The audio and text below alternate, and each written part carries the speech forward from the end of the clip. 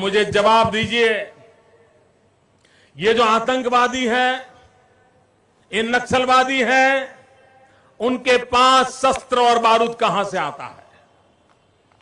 वो तो विदेश की धरती से आता है और सीमाएं संपूर्ण रूप से आपके कब्जे में है।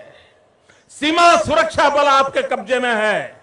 मैंने उनको दूसरा सवाल पूछा, हमने कहा आतंकवादियों के पास धन आता है, हवाले से आता है, पूरा मनी ट्रांजैक्शन का कारोबार भारत सरकार के कब्जे में है, आरबीआई के अंडर में है, बैंकों के माध्यम से होता है। क्या प्रधानमंत्री आप इतनी निगरानी नहीं रख सकते कि ये जो धन विदेश से आकर के आतंकवादियों के पास जाता है आपके हाथ में है, आप उसको क्यों नहीं रोकते हैं?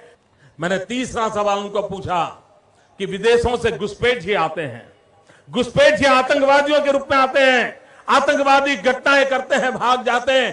प्रधानमंत्री जी आप मुझे बताइए, सीमाएं आपके हाथ में है, कोस्टल सिक्योरिटी आपके हाथ में है, बीएसएफ सेना सब आपके हाथ में है, नेवी आपके हाथ में है, ये विदेश से घुसपैठ के कैसे घुस जाते हैं? मैंने चौथा सवाल पूछा, सारा कम्युनिकेशन भारत सरकार के अंडर में है।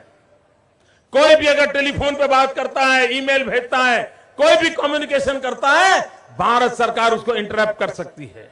इंटरप्ट कर करके जानकारियां पा सकती है कि आतंकवादी गतिविधि के अंदर कौन सा कम्युनिकेशन चल रहा है और आप उसे रोक सकते हो। मैं पूछना चाहता हूं प्रधानमंत्री जी को, इस विषय में आपने क्या किया है? मैंने पांचवा सवाल उनको पूछा कि आप विदेशों में जो आतंकवादी भाग चुके हैं, जो लोग विदेश में बैठ करके हिंदुस्तान में आतंकवाद की घटनाएं कर रहे हैं, उनको प्रत्यारोपण के द्वारा हिंदुस्तान लाने का हमें अधिकार होता है।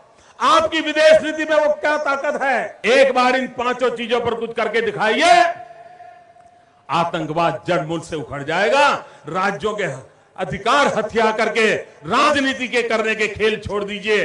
भाइयों बहनों, दिल्ली की सल्तनत के पास मेरे इन सवालों के जवाब नहीं है। दिल्ली की सरकार में वो सीना नहीं है, 46 इंच का सीना लगता है दोस्तों, तब जाकर